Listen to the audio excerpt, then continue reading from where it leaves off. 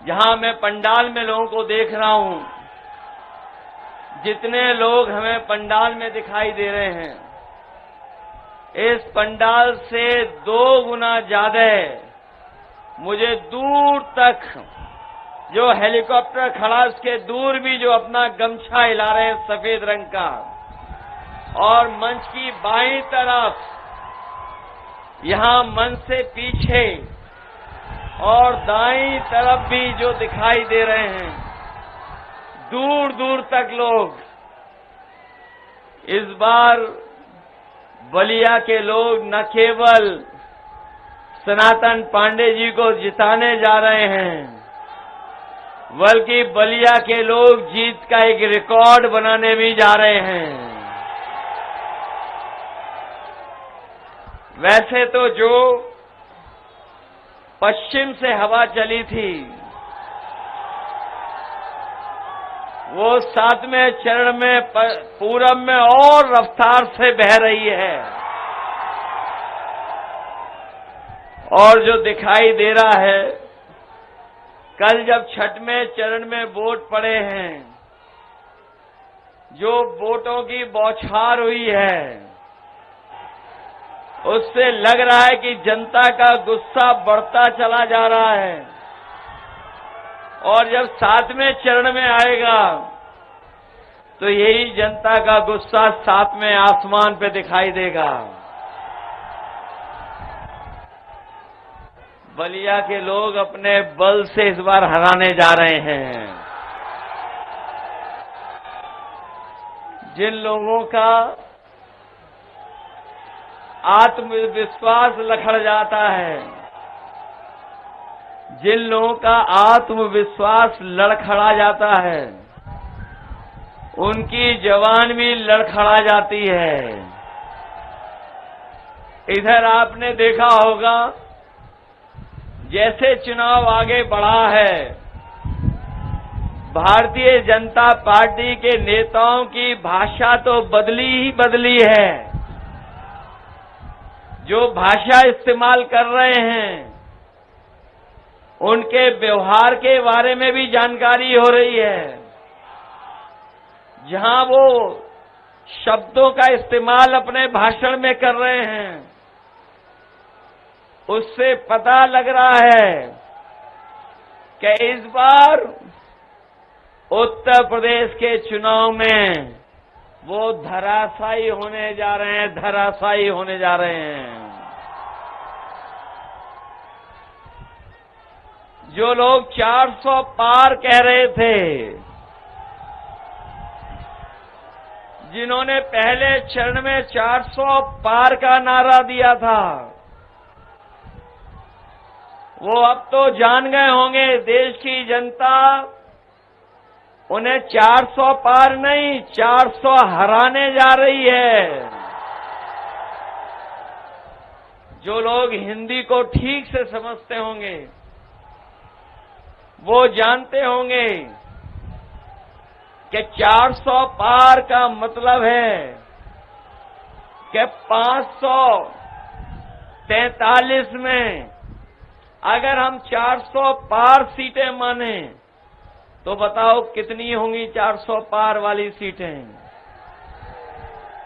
ये तो बीजेपी वाले पहले ही हार स्वीकार कर रहे थे। वो कह रहे थे 400 पार। इसका मतलब ये है कि इस बार जब जनता देश की वोट डालेगी 140 करोड़, तो इनको 140 सीटों के लिए भी तरसा देगी। वैसे तो सनातन पांडे जी पहले ही दिन चुनाव जीत गए थे। जिस दिन उन्होंने आकर बलिया में जो कहा था, उसी दिन रिकॉर्ड बन गया था। ये मान लें बलिया के हमारे तमाम साथी, जो पिछली बार थोड़े वोट से रह भी गए थे, इस बार इन्हें बताओ जिताओगे आप लोग? और तब हम आपसे अपील करने आए जिताने की, जब 7वें चरण का चुनाव होने जा रहा है और चुनाव खत्म होने में बहुत दिन नहीं है। आज के दिन के बाद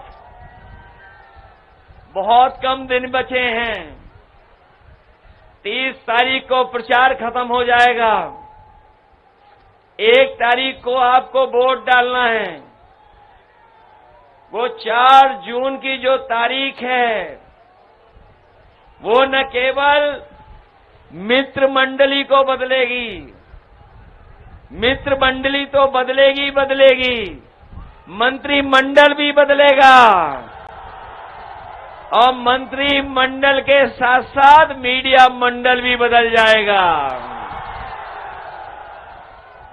ये बात तो समझ में आ रही होगी आपको। मित्र मंडली बदलेगी, मंत्रिमंडल बदलेगा और मीडिया मंडल भी बदल जाएगा। इधर देख रहा हूं कि जब मैं आया था चिलचिलाती धूप थी,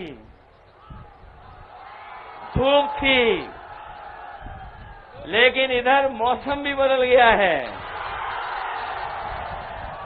और हमारे लोग अक्सर पढ़ते होंगे कि देश दुनिया के लोग क्लाइमेट चेंज पर बहुत बहस करते हैं। क्लाइमेट चेंज पर इस बार क्लाइमेट चेंज के साथ साथ पॉलिटिकल क्लाइमेट चेंज भी होने जा रहा है। इसलिए मैं आपसे समर्थन और सहयोग मांगने आया हूं। ये 10 साल से बीजेपी की सरकार ने हमें, आपको, सबको धोखा दिया है और 10 साल अगर पीछे मुड़कर के हम देखेंगे तो इन बीजेपी वालों की हर बात झूठी निकली, इनका हर वादा झूठा निकला। और याद कीजिए, हमारे बलिया के किसान भाइयों, यही देश के प्रधानमंत्री कहते थे हमारी सरकार आ जाएगी, सत्ता में आ जाएंगे तो हम अपने किसानों की आय दोगुनी कर देंगे। आज 10 साल बाद न किसानों की आय दोगुनी हुई, लेकिन जो लागत बढ़ी है, महंगाई बढ़ा करके लागत लगातार बढ़ती चली जा रही है। डीजल पेट्रोल तो महंगा किया ही है, बीज कीटनाशक दवाइयां महंगी हुई, खाद डीएपी महंगी कर दी और ऐसा भी देखा कि इन्होंने बोरी से चोरी भी शुरू कर दी। जो किसान भाई खाद लेने गए होंगे उन्होंने देखा होगा कि पहले 5 किलो और फिर 5 किलो। बताओ, इन्होंने 10 साल में खाद की बोरी से कितनी चोरी कर दी। ये 10 किलो चोरी हुई है। न केवल 10 किलो चोरी खाद की बोरी से की है, बल्कि हमारे किसान भाई जानते होंगे, जिस समय वो डीएपी लेने गए थे उस समय सरकार से ये निर्देश थे कि जब तक नैनो यूरिया नहीं खरीदेंगे तब तक उन्हें डीएपी नहीं मिलेगी। नैनो यूरिया खरीदी, लेकिन बताओ, हमें जो नैनो यूरिया दी, क्या किसी किसान की पैदावार बढ़ गई? क्या किसान को किसी को लाभ पहुंच गया?